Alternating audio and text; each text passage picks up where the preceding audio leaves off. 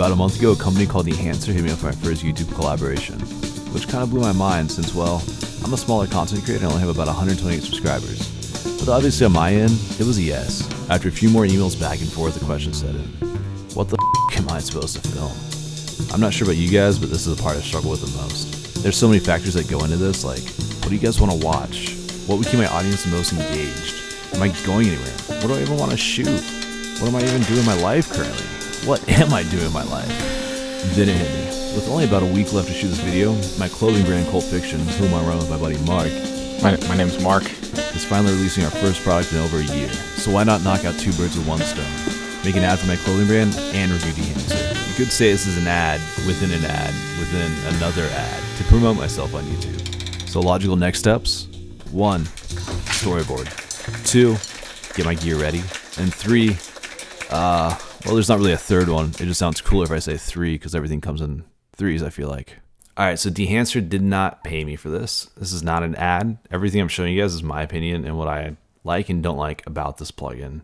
It's a really cool plugin, and I encourage you guys to check it out. This is the pro version. You have to pay for it, but you do get a free trial version, I do believe.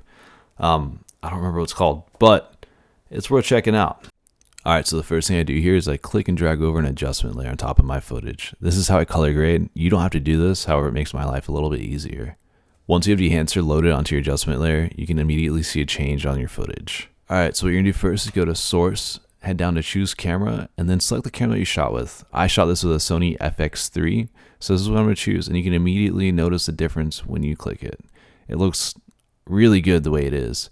You can see just a difference. That's going to be the log footage versus not log. Alright, so what you want to do is go over to Enable to Film. And then from there, it gives you like a film look for each one. And these are all well-known names, clearly, so you know what you're getting into.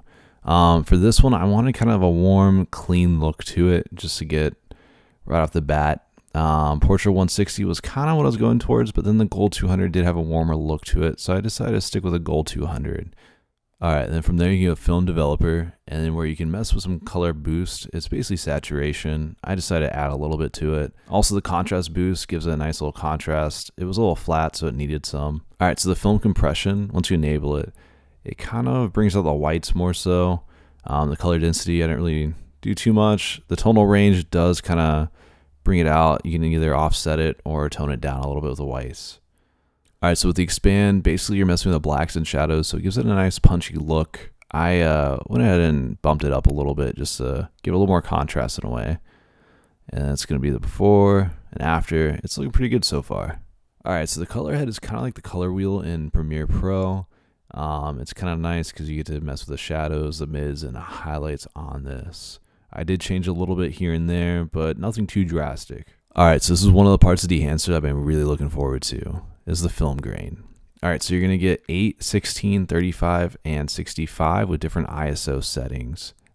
With this one, I stuck with 35mm because I wanted the classic modern kind of look to the ad in a way. It was gritty, but also clean at the same time.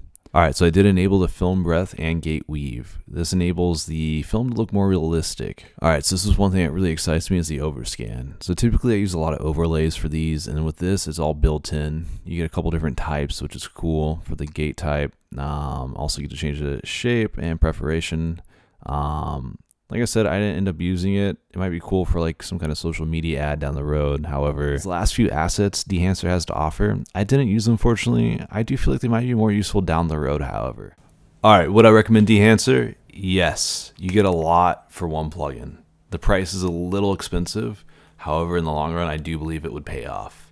If you do decide to pick up Dehancer, you can use the affiliate link down below, as well as my promo code for 10% off. Dehancer, I really appreciate the opportunity for this. It's been a fun one.